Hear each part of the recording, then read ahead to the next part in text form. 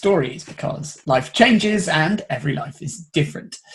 This week, we're talking about family and how that can influence your decision making, and on achieving that kind of elusive blend of work and life when you also have dependents around you and living in your workspace. So I'm joined by Caroline Owen to talk about that. Hi, Caroline. Hi, Alex. So for the benefit of everyone, would you mind just giving us a quick intro to who you are, where you're from and what you do? Yeah, sure. I am Caroline. I am originally from Cardiff, and I now live in Manchester with my husband and my two little boys, Wilf and Herbie. And I work in internal comms. Thank you very much. Brilliant. Okay, so you've got two boys. How old are your boys? They're 3 and 5.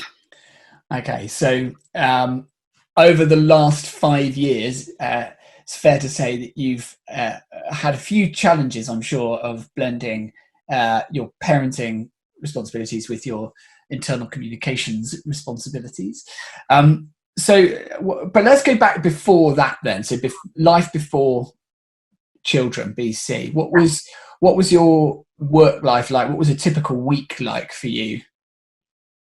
So before I had my kids, I worked for a large company who were a national company with offices all around, but their head office was down in Edinburgh and Staines. So living in Manchester, I was commuting on a Monday, staying at the Holiday Inn Monday to Thursday, and then coming back north. So I probably doing 6 days a week instead of 5, because a lot of it was on the road. That's an enormous commute and a huge commitment. So you must have really enjoyed that line of work, that company that you were working with to do that. I did, yeah. They were a great company, and I learned a lot from them. I loved my job, and at the time, you know, with no major responsibilities, I was happy to do that commute. Wow, I mean, I think that shows incredible commitment to your work to do that. But so let's just talk about then. So it was a good job, presumably pretty well paid by the sounds of things, and you really enjoyed doing it. And then children came along, right? So how did it change? How did your life change, and how did work change around that?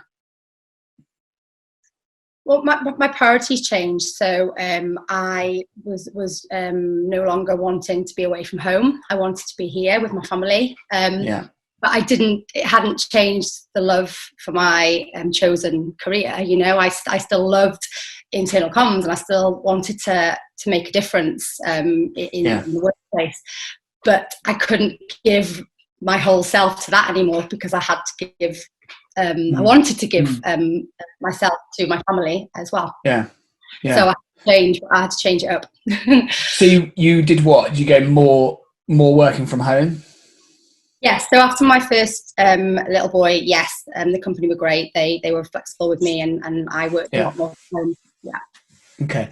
And how did that play out? Because obviously it can be difficult if you're working from home and everyone else is in the office in Staines and you're up in Manchester. That must have been quite challenging, no? Yes, it was. I mean, my boss was great, like I say, but I still felt detached, really, from everyone. I bet. All the time, but they were there a lot more than me. So I did feel like I was a bit detached from the work and the decisions, which made me think I need to kind of do something different.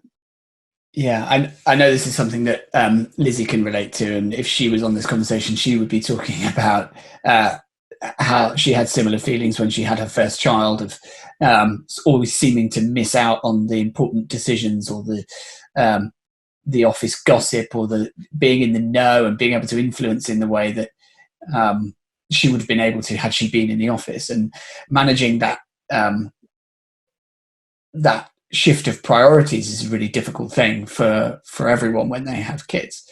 But it sounds like it went okay. I mean, obviously you stayed on, you carried on working that way, and then you had son number 2. And how did that change things? Did that change things at all any further, or what happened then? I mean, at the time, the company was going through quite a big change, and okay. the redundancy offer came up, which I guess perfect timing for me. It gave me the push I needed. I think I was scared to leave the company. I'd been there for so long, and I think I probably put myself under a lot of pressure to stay in this great job with a great company, earning decent money, because I've now got a family. So I needed to make sure I was earning enough money to look after the family. So it was a tough decision. But you took it, and you took it with a view to doing something different. Yes. I had a year off with my second boy, which was great. But yes, I decided I was going to work for myself and not go back into a full-time permanent role after that.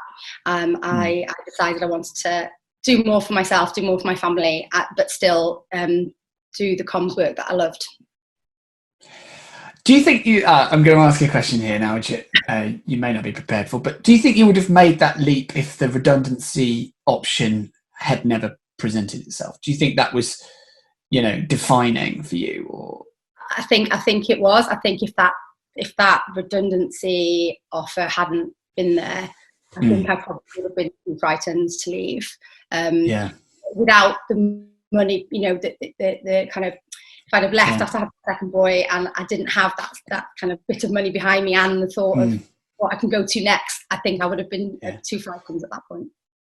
Yeah, I think that's really interesting. And a lot of people talk about making this leap, and in Workstyle Stories, we're talking to people about this. At some point, everybody has this moment where they just think, now's the time. And it sounds to me like the redundancy almost gave you the encouragement you needed to follow through on what you felt was probably going to be better for you and for your family.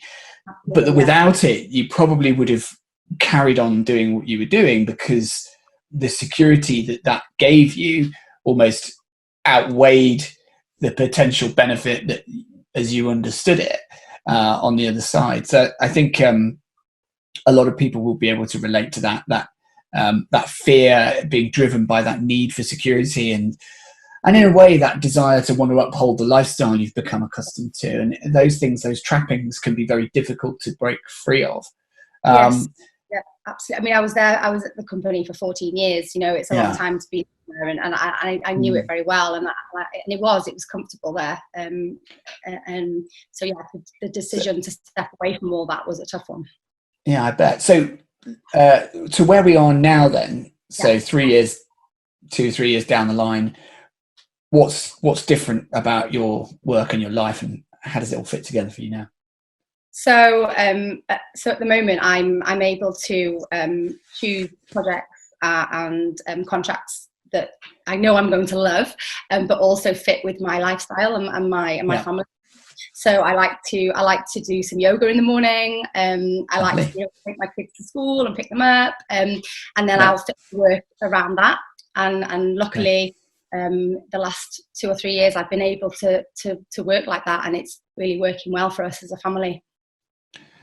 Fantastic. And in terms of being able to meet those basic needs, your income and your feeling of security and comfort, presumably you've been able to do that, and you've kind of established a new comfort with what you've got.